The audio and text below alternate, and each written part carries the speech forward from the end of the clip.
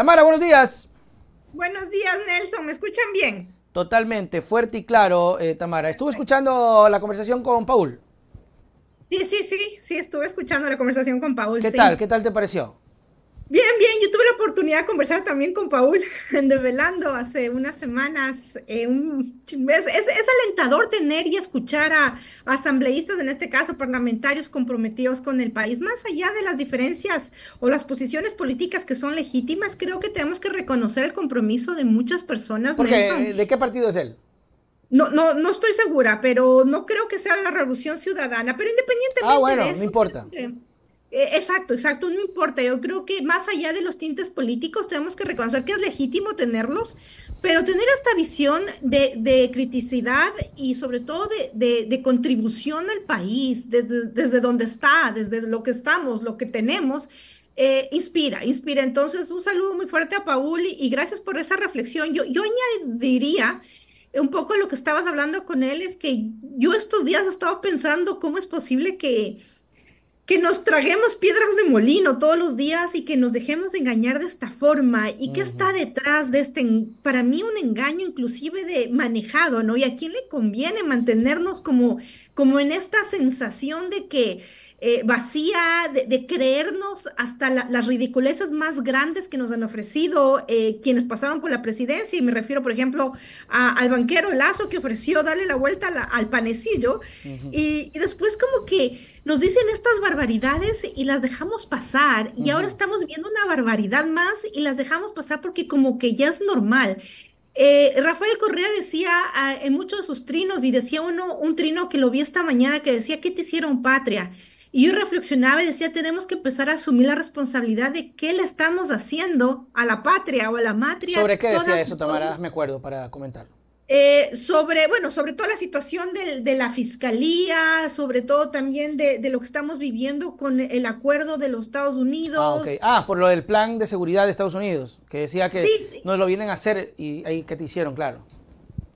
pero es como que te arrebatan de tus manos la autonomía de decisión, pero además de construcción y de pertenencia y de adueñarte de tu país, de las decisiones que tomes en tu país, porque ya nos han vendido, nos han metido a la idea de que somos incapaces, de que yo ponía también esto de que nos necesitamos que nos den dando y nos den haciendo, Ujú. porque ya no podemos hacerlo como país, como nación. Entonces tenemos que venir a vivir casi que, para mí, mi punto de vista, otros tendrán otro punto de vista, para mí es como una colonización moderna de los Estados Unidos, a que nos den dando y nos den haciendo, y lo digo de esta forma muy coloquial, la defensa y la protección frente a los conflictos que estamos viviendo. Pero ¿a quién le conviene eso?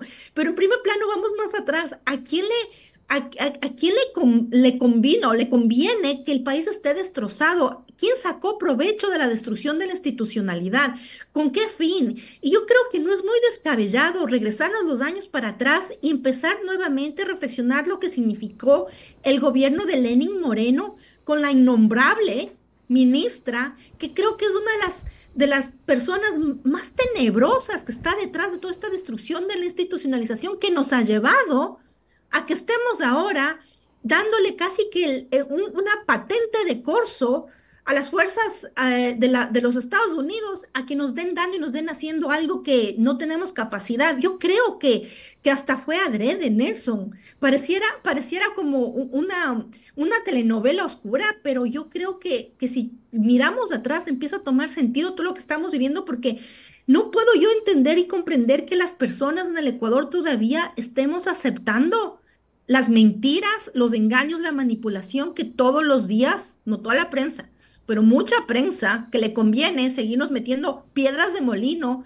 casi que les abrimos la boca para que lo hagan y tragárnoslas cuando ya no tiene sentido, inclusive creer lo que es inverosímil. No, totalmente de acuerdo, Tamara, y creo que la palabra común denominador de estas conversaciones en la mañana ha sido la manipulación. Creo que va por ahí, y hay que tener mucho cuidado, al menos desde este Sí. espacio, alertar sin que esto se entienda o se crea como una teoría de conspiración, pero ha pasado anteriormente, y creo que llevarnos al estado de terror le ha dado esa postura a Noboa para meternos en una guerra en donde no sabemos qué guerra es. Si es una guerra contra los terroristas, es una guerra contra nosotros. Cuando hablamos de los impuestos, es una guerra contra la eliminación de los derechos. Todavía no entendemos claro. Paul decía algo que me gustaría comentarlo contigo. Andamos a ciegas, decía Paul. Y es verdad, y yo también a veces caigo en cuenta recién de tantas cosas que uno menciona y habla en el noticiero. Y es cierto, no vemos un plan de gobierno claro. No vemos a Noboa decir algo específico. No vemos una ruta. Estamos reaccionando. Venga Estados Unidos, venga el ejército, límpiame eso. Claro, se ve bonito. Pero reaccionando. No hay más nada después de eso. Tamara, ¿cuánto crees que pueda durar? Lo que permitamos que dure, Nelson. O sea, me refiero que es el engaño. ¿Cuánto crees tú que pueda durar? Para que lo luego... que la ciudadanía, lo que la ciudadanía quiera dejar o quiera permitir que dure. Pero yo les invito a las personas que nos escuchan, Nelson, a reaccionar lo que pasó cuando innegablemente tenemos que pasar por este proceso del gobierno de Rafael Correa. ¿Qué éramos como país? ¿Qué significaba ser ecuatoriana, ecuatoriano cuando nos quebraron? Guillermo Lazo es uno de los tipos nefastos que quebró al Ecuador y que se benefició y que hizo mucho desafortuna a raíz de la vida de muchas personas de ese éxodo masivo de migrantes a finales del siglo pasado, inicios del 2000. Entonces éramos un país destruido, quebrado, de verdad sin esperanza. Y dimos la opción y permitimos creernos como nación que teníamos una opción de un discurso de derecha, de izquierda, en ese entonces quien fue presidente, Lucio Gutiérrez, que llegó otra vez a engañarnos y otra vez salió huyendo y otra vez el colapso de la democracia del país, hasta que finalmente nos decidimos creer en un proceso que ahora se llama Revolución Ciudadana, liderado por Rafael Correa y todo el proceso que vivimos 10 años donde... Es innegable, Nelson, que el Ecuador salió de ese hoyo, de esa sensación de que no teníamos futuro y de que no podíamos creer a los gobernantes ni a los políticos, y tuvimos 10 años de una estabilidad, de una construcción. No fue perfecta, sí, hubo errores, pero avanzamos en algo. Y después de eso empezamos a autoinocularnos el odio. También hay que tener esta responsabilidad de este discurso de clases, que también la confrontación tiene que ser de clases, pero ya empezamos a dividirnos los pelucones con los no pelucones, la gente estudiada con la no gente estudiada. Pero como nación nos dimos la posibilidad de creer que éramos capaces de mirar hacia el desarrollo y empezamos a sentir ese desarrollo, obviamente con un gobierno que estaba llevando a cabo su plan y que nos demostraba todos los días que hacía lo que nos decían. ¿Sí? Había siempre transparencia, rendición de cuentas, un acto inclusive de que la ciudadanía pueda decirle en ese entonces al presidente Rafael Correa, esto está pasando, esto está sucediendo, esto sucede con los hospitales, y bien o mal, algo avanzamos. Nos inocularon el odio y nuevamente caímos en esta autodestrucción de creer que la mentira, lo que le conviene a las oligarquías, que la ciudadanía se crea, se come esas piedras de molino que terminan destruyendo la vida de las personas. Reaccionemos así, con este odio y esta polarización inoculada de lado y lado, porque también hay que revisar el otro lado. Y ahora estamos en una situación catastrófica donde pareciera que no tenemos otro horizonte que la autodestrucción y que los Estados Unidos llegue básicamente a salvarnos de esta autodestrucción. Además, con unos gobernantes, Lenín Moreno, Guillermo Lazo, y ahora, no creo equivocarme, el señor Daniel Noboa, que nos mientan de la forma que nos están mintiendo, que nos manipulen, que no nos digan la verdad o que inclusive manejen la información a conveniencia. ¿Qué ganaba el señor Daniel Noboa, presidente de la República del Ecuador, en ofrecer esta ridícula? Es que es hasta impensable consulta popular que piensa llevar a cabo, donde pensaba plantear los casinos, donde se lava el dinero de la forma más rápida y eficiente, y nos están dando mentiras y ofertas vacías que nos llevan a la autodestrucción, y parecemos como un gatito con cascabel. Nos ponen el cascabel y miramos acá, nos ponen el cascabel al otro lado y miramos al otro lado, y no terminamos, Nelson, de hacer este ejercicio de hacernos responsables de nuestras decisiones y de asumir la responsabilidad que todas las personas tenemos el momento en que acudimos a las urnas a entregarle el voto a un tipo como Guillermo Lazo, o inclusive a convencernos que un hombre de cartón era la mejor opción frente al odio inoculado con la otra opción que teníamos, y vamos y votamos por el muñeco de cartón con una vicepresidenta que estaba en contra de los derechos, y la mayoría vota por eso, y así funciona la democracia. Entonces estamos, y además vas y votas, después la culpa es del señor presidente que no hace lo que dice, pero si nunca nos dijo claramente qué era lo que iba a hacer y qué es lo que y cómo lo iba a hacer, ni siquiera era capaz de hablar y explicar Claro. su plan de trabajo. Tal Ahora vez es por presidente. eso, Tamara, tal vez por eso es que tenemos un gobierno, como decía mi invitado primero, que está a ciegas, porque de una u otra manera Noboa está siendo congruente en el sentido de que en campaña tampoco te dijo muy claro qué es lo que iba a hacer. Noboa, sinceramente, a lo mejor dijo, me lanzo y veo qué pasa, y resultó presidente. De hecho, en la entrevista que tuvo con La Posta, que me pareció extremadamente aburrida, además que fueron solo 14 minutos, para mí una falta de respeto hacia la comunicación. eh, Decía él, yo fui una sorpresa, dice, yo no sabía que iba a ganar y gané y aquí estoy. Entonces, tal vez es congruente, ¿no, Tamara? Tal vez es eso lo que la gente votó. Ahora, según los números, tiene el 80% de aceptación el presidente. ¿A qué le Yo le daría acreditas? un 60. ¿Cuál? Yo le daría un 60. Pero 60 bueno, era, 80, bueno. no sé, pero ¿A qué le acreditas que esto sea? Tiene apenas un mes, ¿no? Porque fue en noviembre, por ahí. un Diciembre, poquito más de un mes. ponle ya 2 meses, ya, 2 meses. ¿A qué le acreditas esto? ¿Específicamente al trabajo de las Fuerzas Armadas o a él como Yo, figura? yo- sí, yo creo que es a un engaño y a una falsa promesa de seguridad. Inclusive con las fotos de la señora fiscal con sus jefes, por cierto, con toda la representación de los Estados Unidos, de la señora Diana Salazar con sus jefes, con quien realmente le dan las órdenes. Y esta presencia de los militares falsamente está dando una sensación de seguridad. Y otra vez regreso a lo que estaba diciendo antes, Nelson, nos dejamos de engañar a conveniencia porque es más fácil creer cualquier cosa inverosímil que es difícil de creer, terminamos creyéndolo antes de asumir la responsabilidad y mirarnos internamente qué es lo que nos está llevando a este hueco. Y eso también tiene que ver Con con la nosotros. incapacidad de razonar, de creer la información que queremos o que deseamos creer o que nos conviene creer. Tamara, entonces es como decir, como estuvo la gente, las Fuerzas Armadas, la gente empezó, es que yo voté por él, validando el voto, ¿no? Vieron el Sí. tema, no, es que yo voté porque yo sí veo a Y gente, finalmente alguien gracias está mi haciendo presidente, algo. yo voté, porque a la gente le gusta esa acción. Si fuese contrario, no, yo no voté, yo nunca voté. Es eso, ¿no, Tamara? Es ese, cuando tú dices hacerse responsable. Claro, se hacen responsable ahorita porque pasa eso, yo voté, pero a mí me duele porque no hay un trabajo estructural que esto sea un parche. Y luego la gente que dice hoy, es que yo voté por él, va a decir, no, yo no. Qué desgracia, presidente. Es un engaño. Estamos viviendo en un autoengaño constante porque nos conviene hacerlo antes de asumir lo doloroso que es de hacernos responsables de cómo contribuimos a la destrucción del país.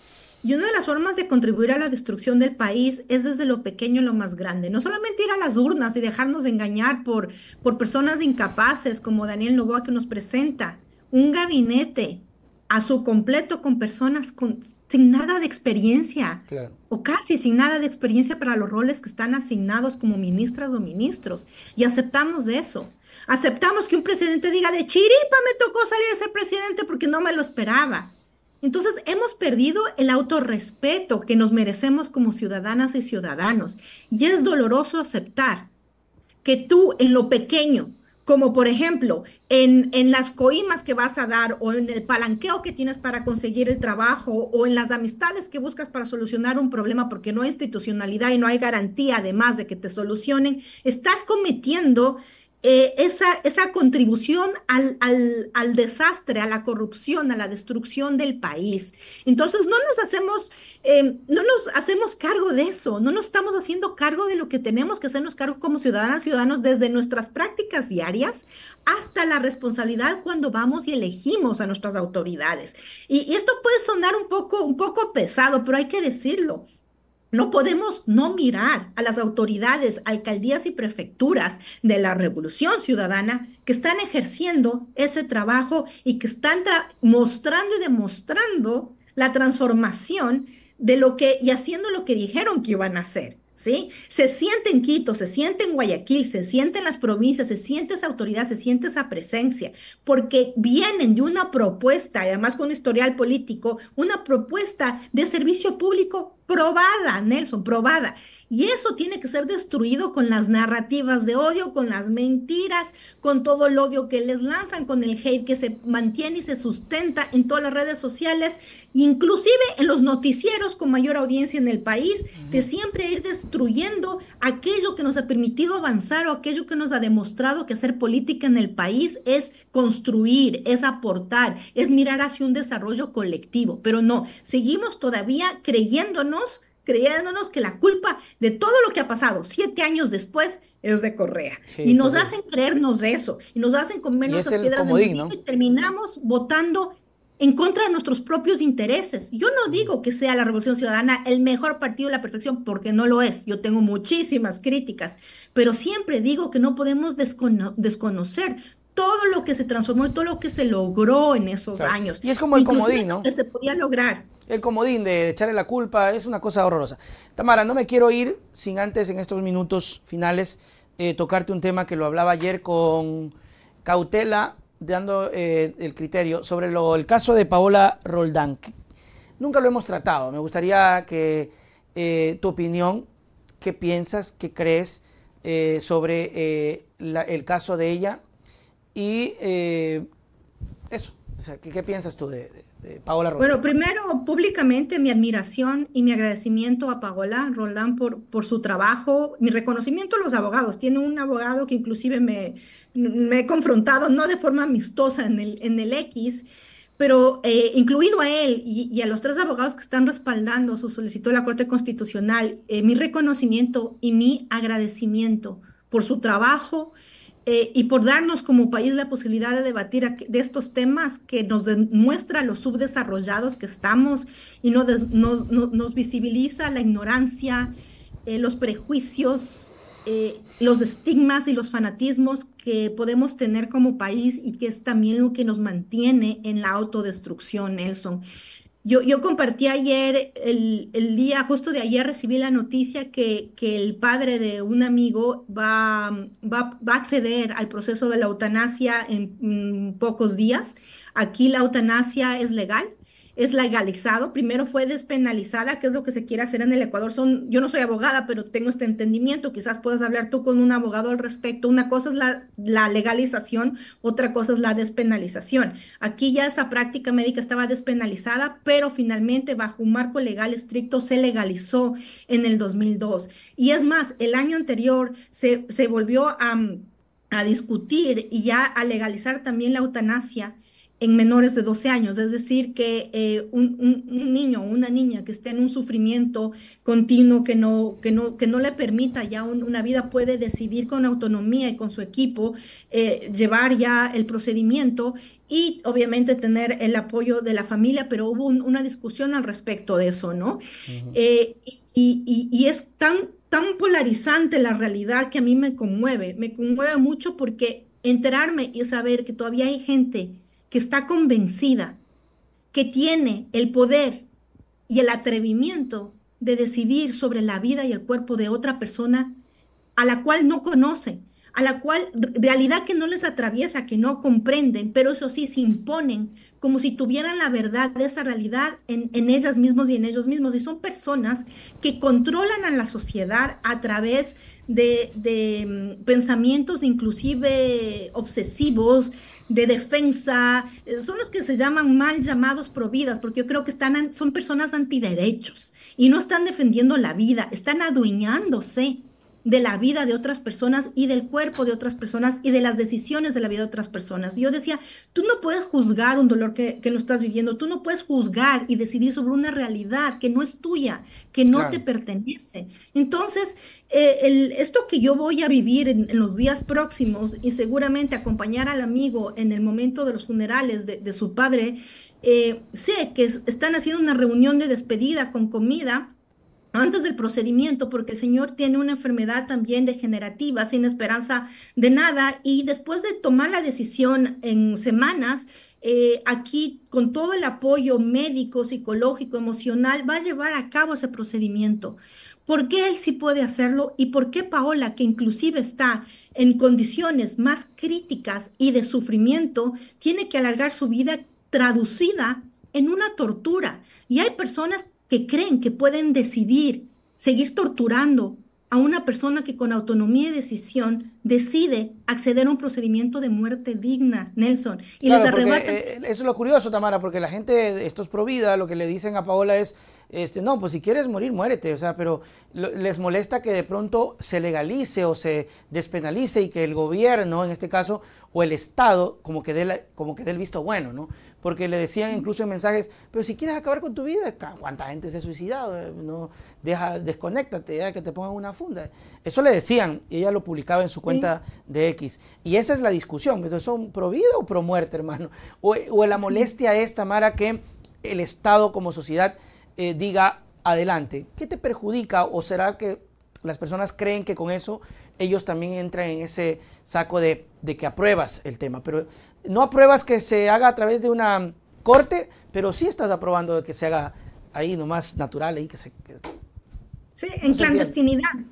Claro, Legalizar procedimientos como la eutanasia o el aborto o el trabajo sexual o inclusive el consumo de ciertas drogas es quitar y arrebatar el poder de control de estas personas. Y creo que muchas veces tenemos miedo al desconocimiento y una cosa es creerte dueño del control que tú puedas poner sobre otra vez sobre la realidad de otras personas que no te atraviesan y es como independizar y liberar la mente cuando pensamos en la autonomía de las personas, Nelson. La autonomía, el derecho a decidir en libertad, con información además, conscientemente, voluntariamente, porque estos procedimientos aquí de legalización de eutanasia tienen que cumplir ciertas normas y es que tienes que estar consciente, que tiene que ser voluntario, que tiene que ser autodecidido, que inclusive tiene que ser insistente y persistente, que estés convencido de esa decisión. El momento que tomas esa decisión tienes que tener un apoyo, un acompañamiento hacia X decisión, hacia X procedimiento que tiene que estar avalado y acompañado por el Estado. Cuando digo Estado es instituciones, ¿sí? Asimismo, cuando das a luz aquí, Nelson, tú tienes ayuda de la partera. Tienes ayuda de una enfermera que inclusive preparan todo y limpian todo. Y después tienes una semana la ayuda de una persona que viene a acompañarte a aprender a dar de lactar, a ayudarte con las tareas de la casa. Y eso es normalizado y ese acompañamiento institucional está ahí para quienes requieran. Lo mismo cuando estás en un proceso de enfermedad catastrófica o cuando estás accediendo al proceso de la eutanasia. Entonces, tener esta autonomía y entregarle a las personas el derecho a decidir sobre tus propios cuerpos y tus libertades y tu vida, les arrebatas el poder de esta gente que tiene, que inclusive hace dinero con ese poder, con esos discursos de querer cuidar a las mujeres, salvar a las niñas, salvar las vidas de los enfermos, cuando, discúlpame, les puede valer 3 atados de rábanos el sufrimiento que está teniendo Paola, pero lo más importante es creer con su fanatismo de que tienen el derecho y el poder de salvar la vida de Paola cuando ni siquiera saben lo que Paola está viviendo y ni siquiera la conocen, ni siquiera comprenden el dolor y el sufrimiento que les lleva a una persona a luchar en su vida por una muerte digna. Y eso así es, también es vida, aunque la así es. gente pro vida o antiderechos no lo cree. Tamara Hidrobo, gracias mi querida amiga por siempre estar con nosotros Tranquila. cada jueves. Es importante siempre tomar el pulso de estas cosas y pues nos vemos la próxima semana. Abrazo fuerte, muchos, muchos saludos a todas, a todos y a cuidarse y a informarse bien. Así es. Chao, chao, Tamara. Chao, Nelson.